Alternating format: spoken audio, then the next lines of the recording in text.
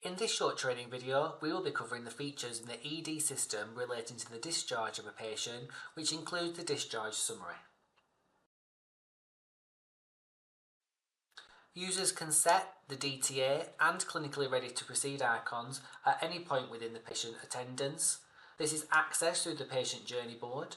One click on the individual column and widget will allow a user to record the date and time for clinically ready to proceed and the decision to admit. These are recorded from an ECDS perspective and are available within our reporting outputs. For completion of the discharge summary, this is accessed through the patient record and the discharge summary through the left-hand side. Users will be prompted and instructed if a discharge summary has not yet started for this current attendance. Users can create one now, and there are two that are as standard, one for an emergency discharge and one from a death certificate perspective. Users can create and start the creation of the discharge summary. Key information that has the ability to be pre-populated and has been extracted from other information held within the ED solution will automatically be pre-populated. Elements of this include attendance details, chief complaints, and any procedures and diagnosis that may have been completed through other clinical noting and documentation or registration processes. Users have the ability to update and select these from either multi-select icons, drop-downs, or free text options. For those items that might be mandatory, in this case for example confirmed discharge diagnosis, the list is being extracted based upon ECDS v4 and users can add in the diagnosis and necessary onset date. Users will see that during the process of completing the discharge summary, in the top left hand corner you will see the green ticks that are starting to appear to tell you that those information have been collated and populated accordingly, which allows the discharge letter to be finalised and saved.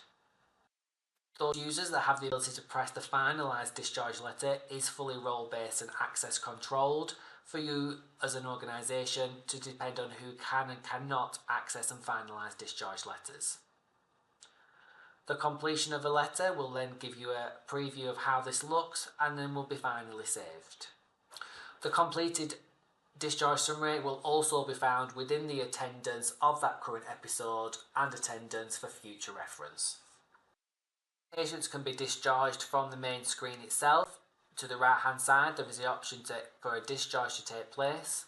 The system will require you to complete the necessary clinical and administrative details such as the departure date of the patient from the department, their discharge destination, their discharge status and any follow-up that may be required. Once the necessary information has been completed, the patient may be discharged and the patient will be removed from the department screens itself.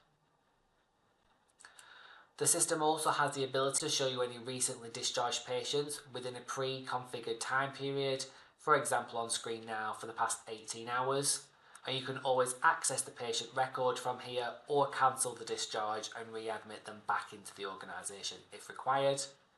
And we also show you a full discharge summary status of our patients, including where the discharge summary status is up to, if it has been not started, in progress or completed, and including those that have been discharged.